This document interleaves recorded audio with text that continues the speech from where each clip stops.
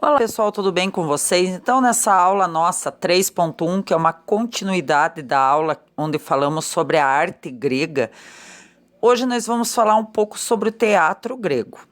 Então, o contexto histórico aqui do teatro lá na Grécia. A palavra teatro vem do grego teatron, que significa lugar para ver. O teatro, em sua essência de apresentação, já existia em civilizações antigas, até mesmo em um contexto mais primitivo, pois é o ato de representar histórias através de danças e imitações. O teatro vem da mimese, que dá origem a dois termos que fazem parte do universo teatral: a pantomima e a mímica, que nós veremos logo mais lá à frente. A mímica é vista como uma técnica e forma de comunicação, podendo ser inserida no universo da pantomima, que é muito mais abrangente, ligada à arte, pois o seu próprio nome já nos orienta. Pan do grego significa tudo, e mima vem do grego mimese, que significa imitação, ou seja, imitar tudo. Aqui algumas observações a respeito do teatro grego importantes para vocês grifarem que gostam de aparecer em provas. Então, o teatro se originou lá no século VI a.C., na Grécia. Ele surge das festas dionísicas em homenagem ao deus Dionísio. Lembra lá na música que a música foi uma homenagem às filhas de Zeus? Então, o teatro aqui é uma homenagem ao deus Dionísio. Tespes é o primeiro ator da história do teatro ocidental e exerceu várias funções na civilização grega. Então, o teatro tinha função tanto cultural quanto a formação cívica e religiosa, e ele questionava o existencialismo humano, né? Muito visto lá em filosofia, a questão de quem eu sou, ser ou não ser, eis a questão. Então, o teatro grego era encenado apenas por homens e os personagens, eles utilizavam máscaras, né? Que caracterizavam a comédia e a tragédia, como veremos um pouco mais para frente. E também caracterizavam os personagens femininos, visto que o teatro era exercido apenas pelos homens. As peças contavam histórias dos deuses, dos guerreiros, das batalhas e dos mortais. E tinham uma estrutura para cada história, a tragédia ou a comédia. Então, os dramaturgos aí, os escritores que mais se destacaram são Ésquilo, Sófocles e Eurípides, e Aristófanes é o maior representante da comédia grega clássica. Até hoje, essas obras influenciam a estética teatral, as novelas e as produções cênicas e literárias. Então, aqui nós observamos nessa imagem, né? Como esse teatro era distribuído aqui na Grécia, vocês podem observar com um pouco mais de tempo, lembrando que aqui é apenas a título mesmo de conhecimento, mas o palco ficava aqui abaixo, né? E as pessoas sentavam em volta do teatro, numa espécie de arena, e esse espaço central é chamado de orquestra e é reservado para o coro.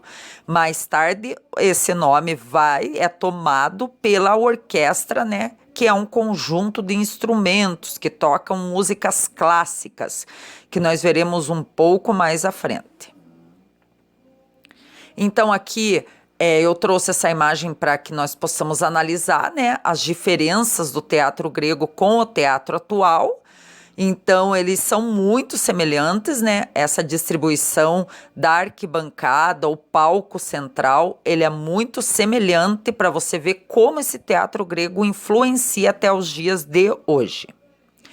Aqui nós vamos falar um pouco do coro, né? O coro é um fator aqui, uma característica muito importante do teatro grego, e ele é composto, né? O coro é uma peça composto de 15 a 50 artistas, onde eles narravam em sintonia com algumas partes da encenação, todos ao mesmo tempo. Então, muito parecido com o coro, com o coral dos dias de hoje.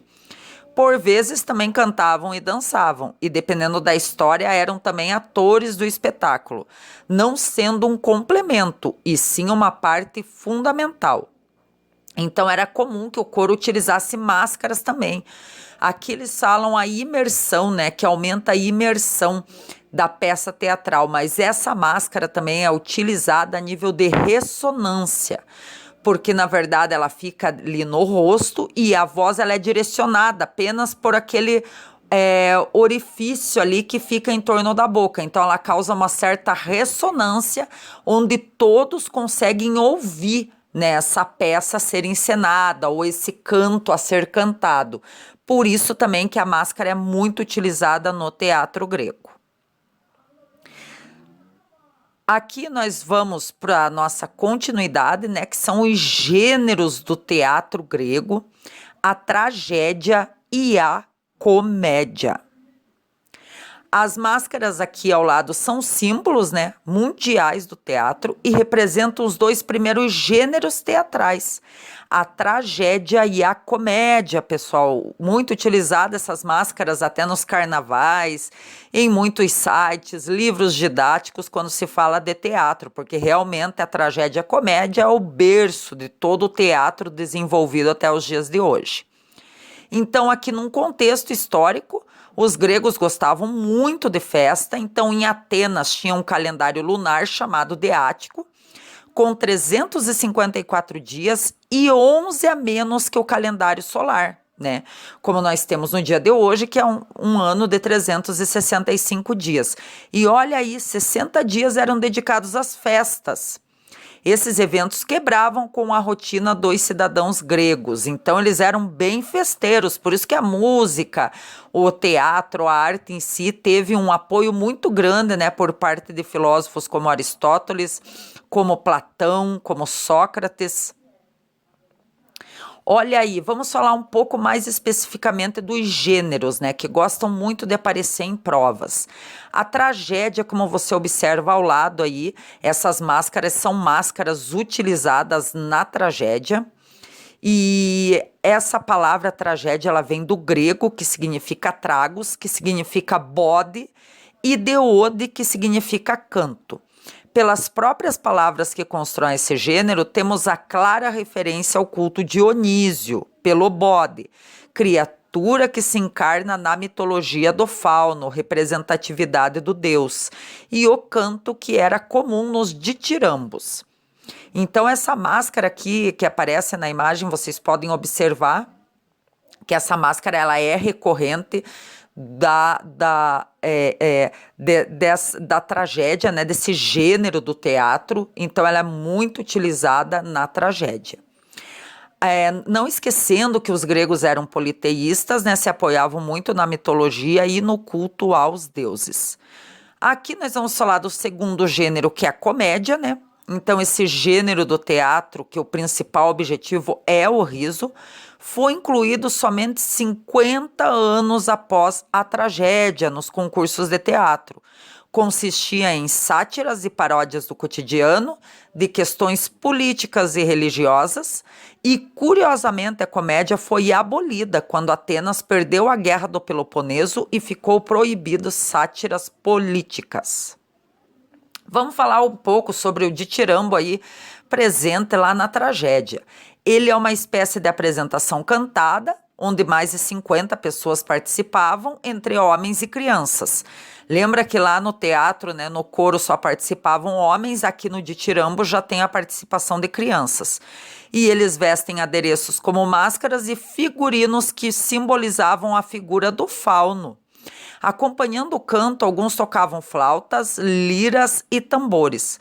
O ditirambo foi fundamental para o surgimento do coro, que nós vimos lá no início da nossa aula. O fauno é uma criatura mitológica que mistura o homem com um bode, como vocês podem observar aqui na figura ao lado direito.